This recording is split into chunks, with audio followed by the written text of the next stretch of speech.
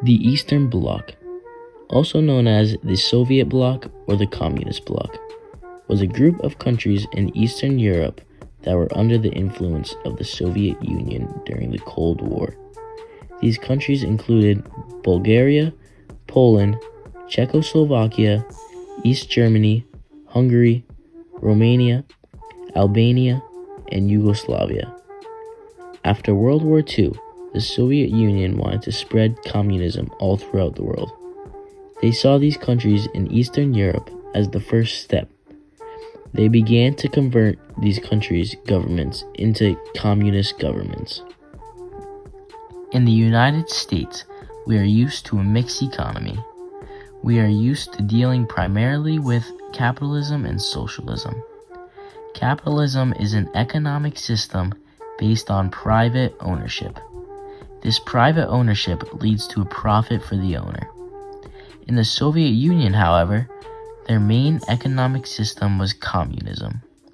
Communism is a system where all property is owned by the state and government.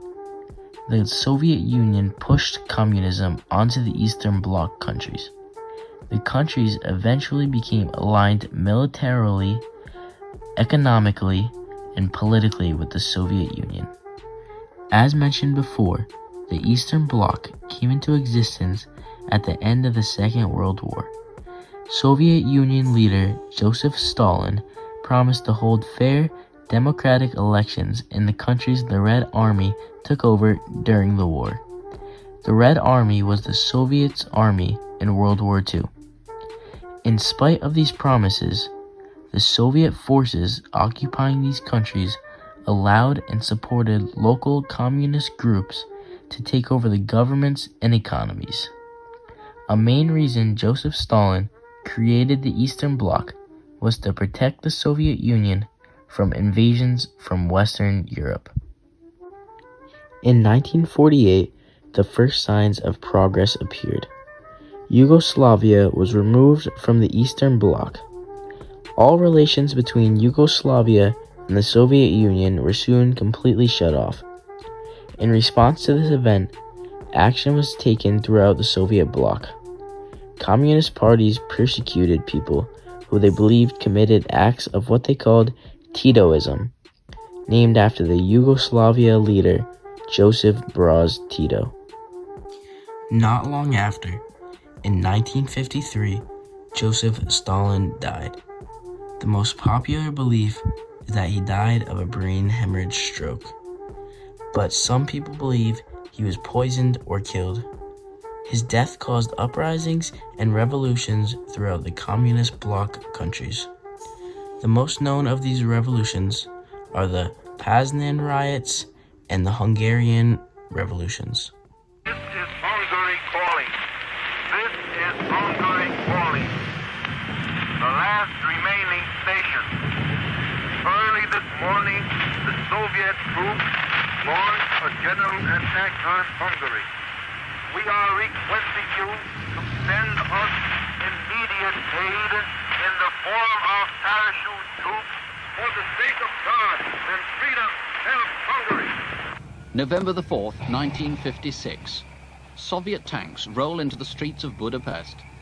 The Hungarian people defend every last street corner, but rifles are no match for tanks. Why had the people of Hungary taken to the streets? What was it that they were prepared to die for? The next step of the Eastern Bloc's journey was in 1961, when Albania left. Unlike Yugoslavia getting kicked out, Albania chose to leave. Albania's loss was far less significant than losing Yugoslavia because it was located on the outskirts of the bloc, keeping the infrastructure still intact. Hearing about Albania leaving, an uprising started in Czechoslovakia. The Soviet Union deemed these uprisings as too dangerous to continue. They sent Warsaw Pact troops, which is a combined military between the Soviet Union and the Eastern Bloc countries. Romania did not send their troops to the Czechoslovakia. This event is known as the Prague Spring. On August 13th, 1961, East Germany began to build what is known as the Berlin Wall. And main shock we had was 61.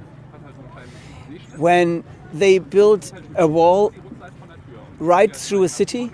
It was not an ordinary wall around a city to protect it from enemies, but it was a prison wall through a city. And we didn't believe this. We thought there is a responsibility of all the four allies, and they will hold this city together. But nobody did anything.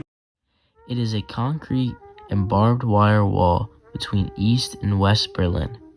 The purpose of this wall was to keep Westerners from getting into and ruining East Germany, and to keep their people from escaping to West Germany.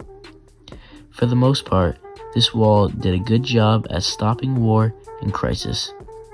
As stated by United States President John F. Kennedy, a wall is a hell of a lot better than a war.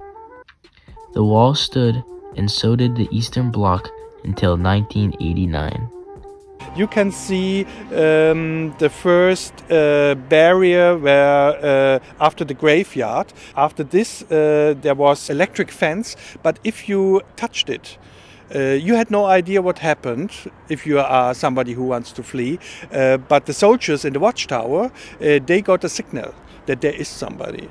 And then comes the inner wall, which was not so high, and behind this inner wall, there was something like on the floor with needles on it. So if you jumped over the inner wall, you landed in needles, 10 centimeter high needles. In 1989, as the Cold War was coming to a near end, the cities of East and West Berlin regained good relations and decided to allow both sides to freely cross. There were huge crowds chanting and knocking down the wall the next day. This indicated the start of the end for the Cold War, Eastern Bloc, and Soviet Union as a whole.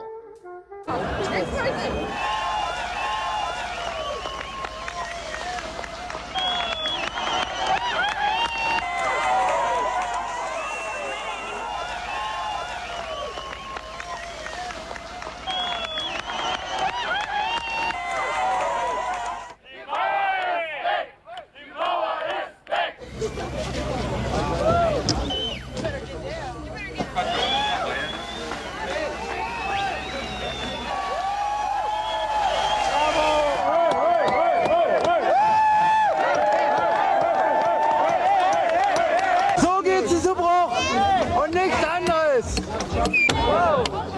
Und nicht das Loch nicht.